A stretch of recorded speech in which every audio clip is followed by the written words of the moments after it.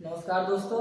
आज की क्लास में हम लोग फिजिक्स का पहला चैप्टर लाइट अर्थात प्रकाश के बहुत इम्पोर्टेंट क्वेश्चन का सॉल्यूशन देखेंगे जो आपके एग्जाम को लेकर बहुत ही इम्पोर्टेंट होगा। तो आगे बढ़ते हैं वीडियो को लेकर। इसमें मेरा पहला नंबर क्वेश्चन डिस्प्ले हो चुका है, जिसमें यह प्रश्न है, समतल दर्पण द्वारा बना प्रतिबिंब होता है। ए नंबर है वास्तविक प्रतिबिंब, बी नंबर है काल्पनिक प्रतिबिंब, सी नंबर है दोनों, डी नंबर है इनमें से कोई नहीं। तो समतल दर्पण द्वारा बना प्रतिबिंब हमेशा काल्पनिक होता है, तो इसका आंसर जो जाएगा बी नंबर पे जाएगा। फिर आगे की ओर क्वेश्चन नंबर 2 में मैं चलूंगा। तो क्वेश्चन नंबर जो 2 है, क्वेश्चन नंबर जो 2 है यहाँ सामने डिस्प्ले हो चुका है। तो क्वेश्चन नंबर 2 में बोला जा रहा है, प्रकाश के किरणों के समूह को कहते हैं। प्रकाश के किरणों के समूह को क्या कहते हैं, ये आपसे प्रश्न पूछा है। तो इसका जवाब देखा जाए, option A B C D में कौन होगा। तो ए में है प्रकाश स्रोत, बी नंबर है किरण पुंज, सी नंबर है प्रदीप, डी नंबर है प्रकीर्णन। तो प्रकाश के किरणों के समूह को हम लोग बोलते हैं किरण पुंज कहते हैं। तो इस तरह से इसका आंसर बी नंबर होगा। फिर अगले प्रश्न की ओर हम लोग चलते हैं। प्रश्न नंबर 3 आपसे ये पूछ रहा है कि उत्तल लेंस को कहते हैं। उत्तल लेंस को क्या कहते हैं? तो अभिसारी लेंस, द्वि उत्तल लेंस, अपसारी लेंस, इनमें से कोई नहीं। उत्तल लेंस को हम लोग अभिसारी लेंस कहते हैं। तो इसका आंसर हो जाएगा ए नंबर। इसका आंसर ए नंबर होगा। उत्तल लेंस को हम लोग अभिसारी लेंस कहते हैं। फिर अगले प्रश्न की ओर चलते हैं। अगले प्रश्न की ओर तो क्वेश्चन नंबर 4 आपसे पूछा जा रहा है कि अवतल लेंस को कहते हैं। अवतल लेंस को हम लोग क्या कहते हैं? अभिसारी लेंस, बी नंबर द्वि अवतल लेंस, सी नंबर अपसारी लेंस, डी नंबर इनमें से कोई नहीं। तो आप लोग इसका जवाब दे सकते हैं। इसका ऑप्शन नंबर सी जाएगा, जो अपसारी लेंस है। इस क्वेश्चन का जवाब सी नंबर पे जाएगा, जिसका उत्तर है अपसारी लेंस। फिर अगले प्रश्न की ओर मैं चलता हूं। तो क्वेश्चन नंबर 5 आपसे पूछा जा रहा है, निम्न में से कौन सा पदार्थ लेंस बनाने के लिए प्रयुक्त नहीं किया जा सकता है? तो कंसेप्ट में ये सब मैंने पढ़ाया ही है, और अभी ये क्वेश्चन आ भी गया हुआ है कि कौन से पदार्थ का यूज करके हम लोग दर्पण या लेंस नहीं बना सकते हैं। तो मिट्टी ए नंबर जो है जल से बन सकता है, डी नंबर कांच, इससे भी लेंस बन सकता है, सी नंबर प्लास्टिक, इससे भी लेंस बन सकता है। लेकिन डी नंबर जो मिट्टी है, इससे लेंस नहीं बन सकता है।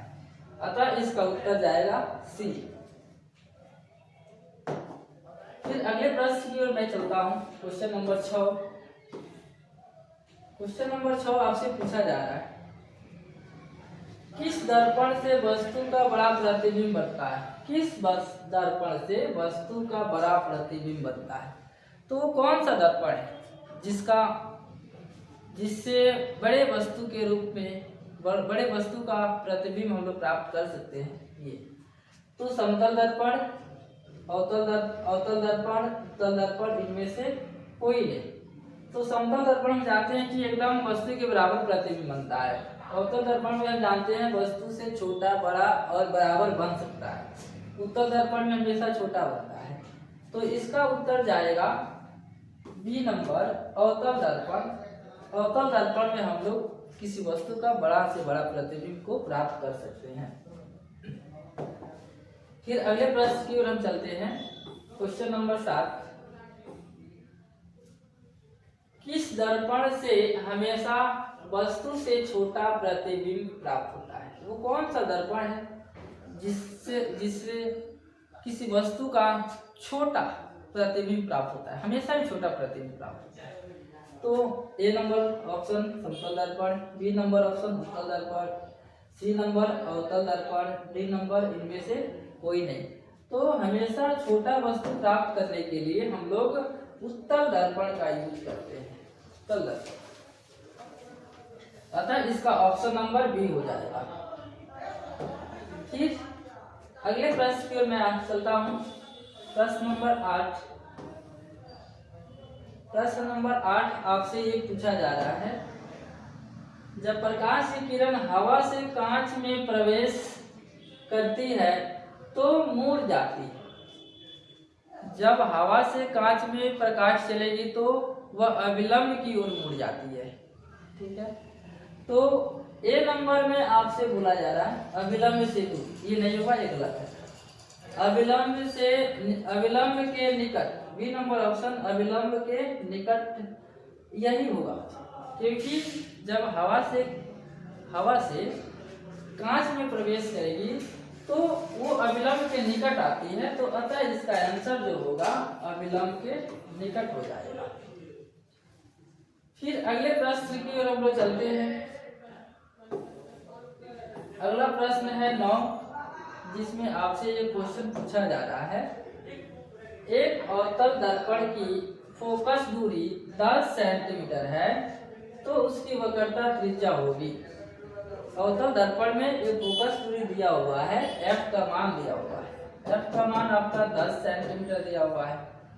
तो फिर वो r, वक्रता त्रिज्या पूछा है, तो r बराबर होता है 2f। तो r is equal to 2 into F का मान 10 मल्टीप्लाई करेंगे तो हो जाएगा 20 सेंटीमीटर। अर्थात से ए नंबर 10 से भी गलत है, बी नंबर 20 से भी, ये सही है। तो ऑप्शन नंबर बी सही हो जाएगा इसका। फिर अगले प्रश्न की ओर हम लोग चलते हैं। प्रश्न नंबर 10। प्रश्न नंबर 10 आपसे ये पूछा जा रहा है, किस लेंस के द्वारा सिर्फ काल्पनिक प्रतिबिंब बनता है, यहाँ बनता है, किस लेंस के द्वारा सिर्फ काल्पनिक प्रतिबिंब बनता है, यानी कल्पना करते हुए प्रतिबिंब बनाया जाता है। तो उत्तल लेंस, अवतल लेंस, बाइफोकल लेंस, इनमें से कोई नहीं। तो इसका आंसर जो होगा वो बी नंबर हो जाएगा। अवतल लेंस का यूज करके हम लोग काल्पनिक प्रतिबिंब बनाते हैं।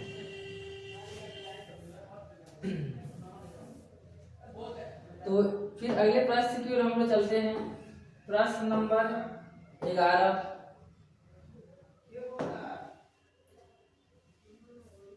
दाढ़ी बनाने में कौन सा दर्पण प्रयुक्त होता है? ये बोर्ड के एग्जाम में प्रश्न पूछा हुआ है, तो इसका आप लोग जवाब दे सकते हैं। ए नंबर ऑप्शन समतल दर्पण, बी नंबर उत्तल दर्पण, सी नंबर अवतल दर्पण, डी नंबर इनमें से कोई नहीं। तो हम लोग बेसिक देखते हैं तो अवतल दर्पण का यूज दाढ़ी बनाने में करते हैं। वैसे हम लोग घरों में अवतल दर्पण नहीं होने के कारण हम लोग क्या करते हैं, समतल दर्पण का यूज करते हैं। लेकिन ज्यादातर हम लोग सैलून में जाकर देखते हैं तो वहां अवतल दर्पण का यूज होता है। फिर अगले प्रश्न की ओर हम लोग चलते हैं।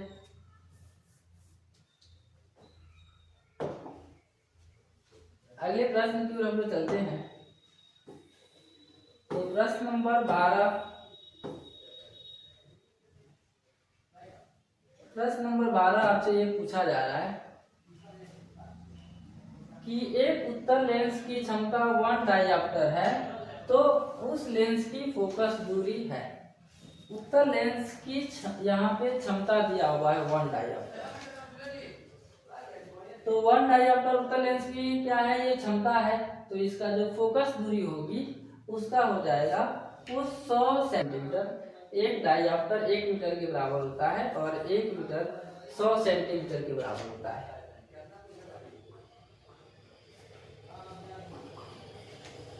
फिर अगले प्रश्न की ओर हम चलते हैं।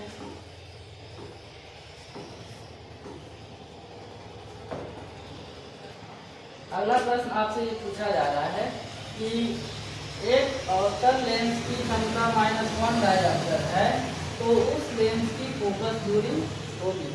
अवतल लेंस की क्षमता दिया हुआ है -1 डायमीटर, तो उसका लेंस की फोकस दूरी पूछ रहा है तो -100 सेंटीमीटर हो जाएगा। यहाँ पे ऑप्शन डी नंबर हो जाएगा, 100 सेंटीमीटर। फिर अगले प्रश्न की ओर हम लोग चलते हैं। अगला प्रश्न डिस्प्ले हो चुका है। क्वेश्चन पूछा जा रहा है प्रकाश के अपवर्तन के कितने नियम हैं? तो ए नंबर में 1 है, 2 नंबर, बी नंबर में 2 है, सी में 3 और डी में 4। तो हम जानते हैं कि प्रकाश के अपवर्तन के 2 नियम होते हैं, तो इसका ऑप्शन नंबर बी हो जाएगा। फिर हम लोग अगले प्रश्न की ओर चलते हैं।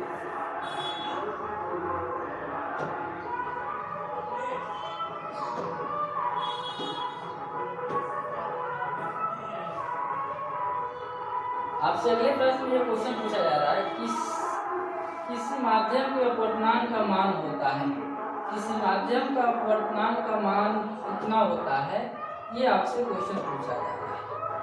तो स्नेल का नियम आपको जानते होंगे। स्नेल का नियम होता है sin i sin r, वही क्या होता है अपवर्तनांक होता है। तो यहाँ पे ऑप्शन नंबर ए जो है हो जाएगा sin i sin r। ठीक है, फिर अगले प्रश्न की ओर हम लोग चलते हैं।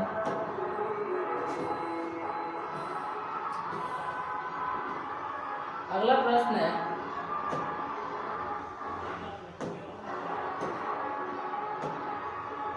आपसे ये पूछा जा रहा है कि अवतल लेंस का आवर्धन m बराबर होता है। m बराबर क्या होता है? ये m बराबर जो होता है v/u, यानी ऑप्शन नंबर डी जाएगा। ठीक है, अवतल लेंस का आवर्धन m बराबर होता है तो इसका ऑप्शन हो जाएगा v/u। फिर अगले प्रश्न की ओर हम लोग चलते हैं। अगला प्रश्न जो है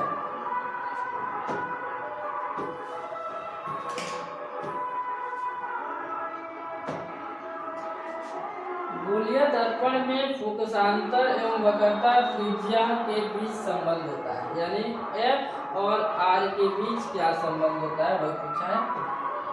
f छोटा f लिखेंगे, f और r के बीच क्या संबंध होता है? f और r के बीच होता है संबंध r बराबर कहेंगे हम लोग 2f बोले, r बराबर क्या होता है 2f। तो इसका ऑप्शन नंबर क्या हो जाएगा ए, r बराबर 2f हो जाएगा।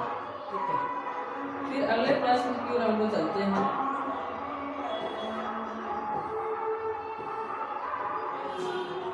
अगला प्रश्न ये है इनमें कौन सा दर्पण का सूत्र है? तो दर्पण सूत्र आप जानते ही हैं कि दर्पण सूत्र होता है 1/b + 1/u बराबर 1/f। ऑप्शन नंबर ए हो जाएगा। फिर अगले प्रश्न की ओर हम चलते हैं। लेंस के प्रकाशिक केंद्र से गुजरने वाली प्रकाश किरण अपवर्तन के पश्चात क्या होता है? तो जब भी लेंस में कोई किरण प्रकाशिक केंद्र से पास करती है तो वो बिना विचलन किए आर पार कर जाती है। तो बिना विचलन ऑप्शन नंबर सी में है, बिना विचलन के निर्गत होती है। इसका जवाब हो जाएगा ऑप्शन नंबर सी। फिर अगले प्रश्न की ओर में चलते हैं। अगला प्रश्न आपसे ये पूछा जा रहा है कि आवर्धन का SI मात्रक है। ये भी क्वेश्चन पूछा हुआ है बिहार बोर्ड में। आवर्धन का SI मात्रक मीटर, 1/मीटर, 1/मीटर स्क्वायर, इनमें से कोई नहीं। तो हम जानते हैं कि आवर्धन सेम राशि का अनुपात होता है, इसलिए वो मात्रक विहीन होता है। अतः इसका ऑप्शन नंबर डी हो जाएगा, यानी इसका कोई मात्रक नहीं होता है, इनमें से कोई नहीं, इनमें से कोई नहीं। फिर अगले प्रश्न की ओर हम लोग चलते हैं और यह लास्ट प्रश्न है। अगला जो प्रश्न है आपसे ये पूछा जा रहा है आवर्धन का मात्रक होता है। आवर्धन का मात्रक क्या होता है? मीटर, सेमी, मात्रक विहीन मिमी यानी मिलीमीटर, तो इनमें से मात्रक विहीन हो जाएगा। तो आवर्धन का मात्रक विहीन होता है, इसका मात्रक होता ही नहीं है। आज की क्लास में आप लोगों ने प्रकाश चावड़ा का VBI क्वेश्चन को देखा है। आप लोगों ने इस क्वेश्चन को टेस्ट लगाया भी होगा। आपकी तैयारी कितनी हुई है इससे आपका पता चल गया होगा।